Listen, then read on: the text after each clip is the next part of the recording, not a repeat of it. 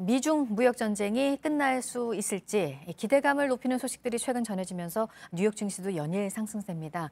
1단계 합의를 위해서 서로 매긴 관세를 철회하기로 했다는 소식, 중국 정부는 확인을 해줬고요. 미국 정부의 공식 발표는 아직 나오지 않은 상황인데요.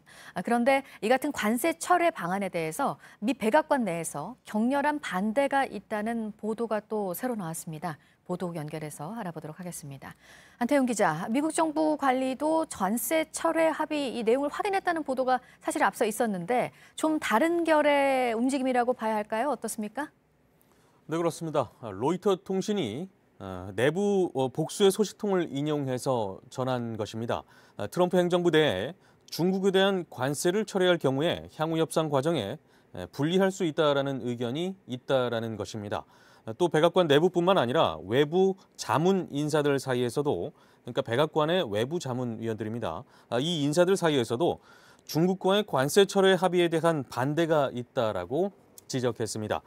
이는 미중 관세 철회 합의와 관련해서 백악관 내부의 중국 대중 강경파들이 제동을 걸었다는 의미로 풀이되는 것이어서 앞으로 협상에 어떤 영향을 미칠지 주목되고 있습니다.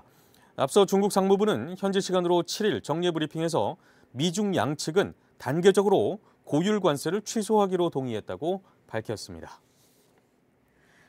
네, 그리고 술에 취해서 도로에 주차가 돼 있는 차량 사이드미러를 잇따라 부순 20대 남성이 또 체포가 됐습니다. 기분이 나빴다는 이유를 댔다고요?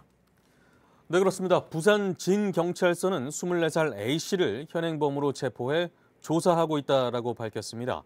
A씨는 오늘 새벽 2시쯤 부산 가야동 도로에서 주차 차량 9대의 사이드미러를 손과 발로 파손한 혐의를 받고 있습니다.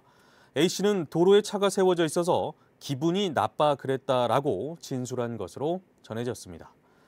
끝으로 소셜미디어 페이스북이 정치 광고와 관련한 정책을 바꾸는 방향을 검토 중이다라는 소식입니다. 미국 CNN 방송이 소식통을 인용해서 보도했는데요.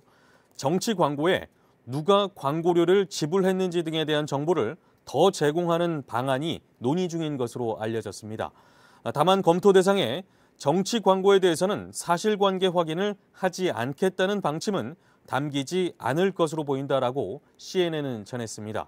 앞서 페이스북은 트럼프 대통령 선거 캠프의 정치 광고를 게재했다가 민주당 진영으로부터 허위 사실이 담긴 광고를 내보냈다며 비판에 시달린 바 있습니다. 네, 지금까지 아침에 지금 JTBC 안태훈입니다.